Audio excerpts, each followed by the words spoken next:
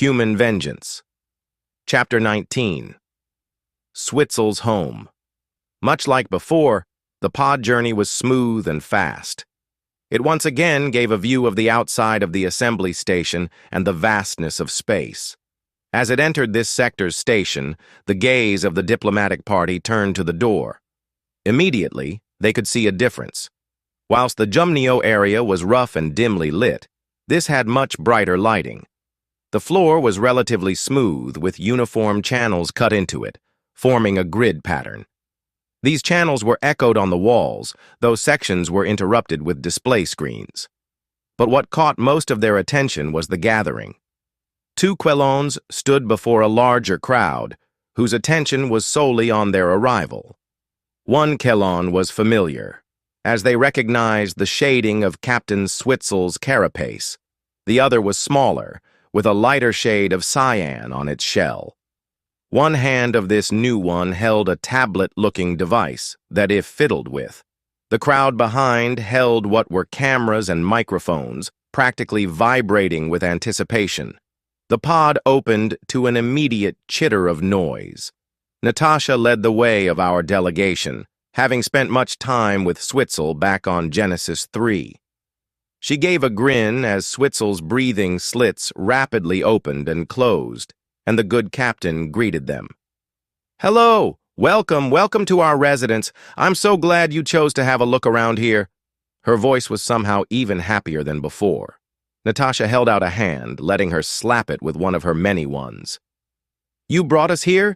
It would have been rude not to visit you." The smaller Quelon skittered up, still fiddling with its tablet. "You are the humans? Their descriptions did not do you justice?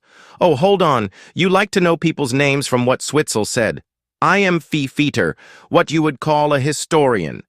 Tracy's eye lit up, connecting the dots. "Excuse me? Am I correct in assuming you are a great-grandchild of Humanzoon?" Fee-Feeter's antenna curled up. "Yes, I'm his great-grandson. You were interested in the creation of the station, correct?" Tracy nodded eagerly.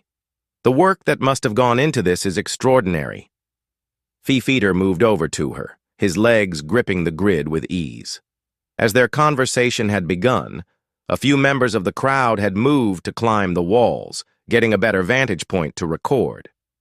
Genevieve moved towards the door, turning its body to see the group. "Shall we begin?"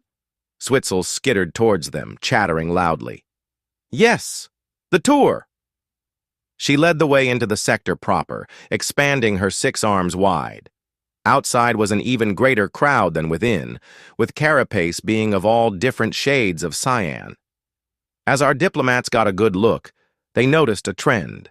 Mixed within the crowd were much smaller Quelons, with incredibly light shading.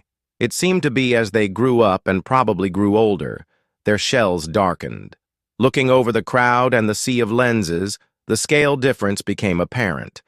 Unlike the empty sector and the Jumneo, these buildings were much smaller, more suited to the more diminutive Quelon. But instead of a sea of buildings, there were many gaps, with various sculptures in those places. These sculptures loomed over the buildings in all manner of shapes. Switzel led the way, talking about the Quelon and the station. Fee-Feeter would occasionally chime in, but spent much of his time talking with Tracy, showing various schematics and how the designs changed over time. It was soon apparent that they craved creation through physical mediums, engineering structures and machines. Their fabled artists made sculptures, with a few painters. As they walked, Samuel looked over one of the sculptures. It resembled a wave, reaching high into the air with its crest about to fall. But what caught his eye was that much was made of shells, much like the ones borne by Switzel and Fee-Feeter. He paused, attracting the attention of Settle. "What interests you, Samuel?" He looked down at the high pail, gesturing to the carapace pieces. Did they shed their shell to create this? Even without human facial expressions, he could feel the somber mood. They do not shed their shell. It grows with them, but does not come off willingly. No, that has come from one of their deceased. They don't talk much, being a custom that we others don't tend to follow. but they see themselves as growing the most precious material of all. Most end in creations like this, but some are used to make utensils and the like. It's a way for them to honor their dead. As I say, a strange custom, one they acknowledge, makes others uncomfortable, so they do not tend to advertise it. Samuel looked back up at the sculpture, seeing the pieces fitting together. He bowed his head in respect before returning to the group. They continued onwards, peering into various places. There was an array of shops similar to what they expected to see, ranging from cafes to hobby shops. Everything was sized to that of the Quellon, being far smaller than humans. The grid pattern covered every surface, with some places more well-used than others. Throughout the entire trip, they were followed by a shifting crowd, but despite the constant low buzz of voices, none approached the group. They seemed to be content to merely observe and record. As they reached the end of their tour, the Zvarg were noticeably sagging. The last 2 days of talks and touring wore on them, their exhaustion poking through. Switzel led them back to a transit station, happy to have shown our diplomats around. "I'm so glad you could come. I'm sure we will be visiting each other soon." Natasha slapped her offered hand, smiling at her. "I'm sure we will." Human Vengeance. Chapter 20. Returning to Earth. The pod returned to the currently vacant spoke, where GUS Wolf was currently docked. The atmosphere was quiet, our diplomats in thought, the aliens resting after a long day. It was only as it began to slow did Dursel spoke up, its purple hide bearing a faint sheen of sweat. "I hope you found this insightful." Natasha looked around her fellows, seeing their faces wrapped in quiet contemplation.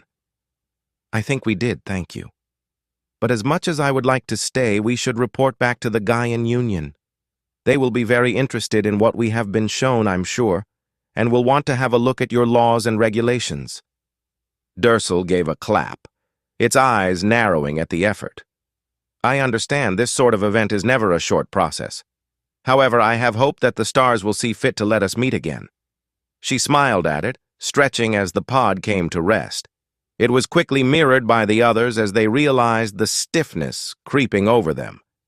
A few groans and grunts later, they started the final walk to our ship. There was little chatter as they walked in companionable silence.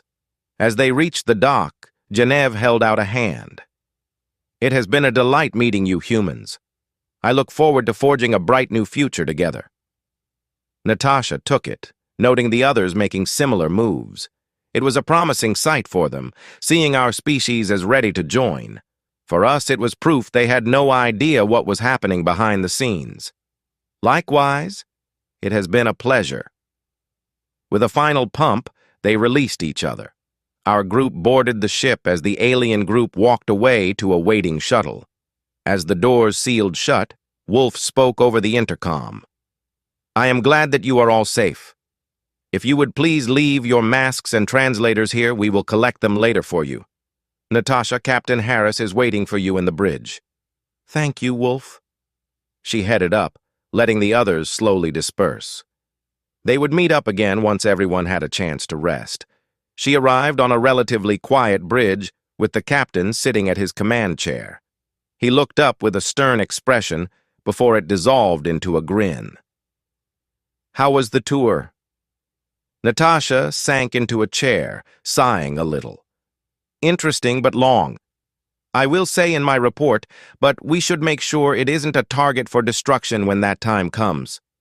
There are a lot of civilians on board, of all species." Harris gave an out-of-agreement sound. "That matches what we have seen. Most crafts here have either no or minimal weaponry. Achilles will probably make this a form of target, but hopefully either for subjugation or intimidation." She sighed again.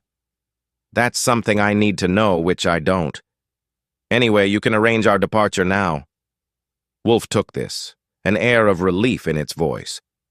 "I'm on it."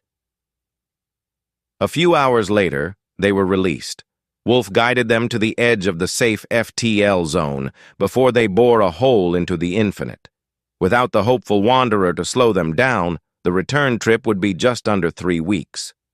The diplomats made their reports. Some were for genuine diplomatic purposes.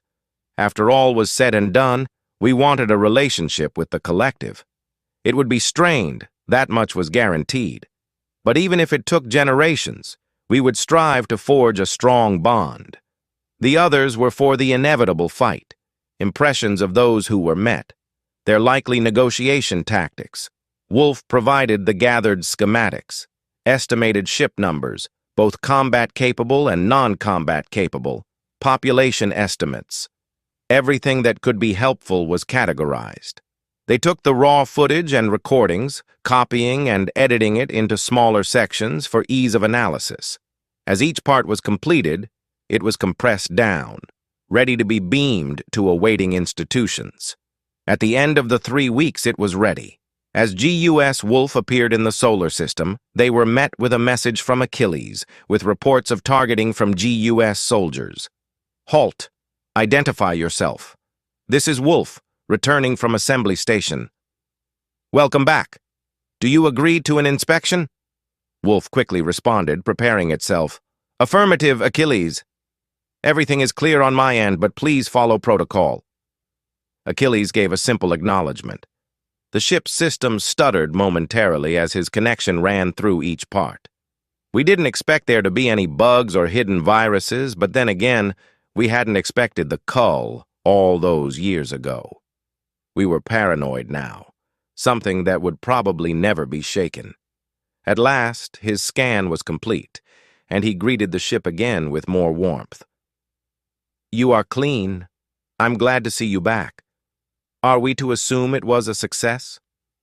Captain Harris took over the communication as Wolf collected itself. Indeed, Achilles, Wolf has everything ready to go. There was a smile in Achilles' voice as he spoke with anticipation. Marvelous. Send a copy over, please, and be ready to send one to Eve as well. The data was beamed, and the analysis began. With official contact in place, we were that much closer to our goal. And with this data, it would make planning easier.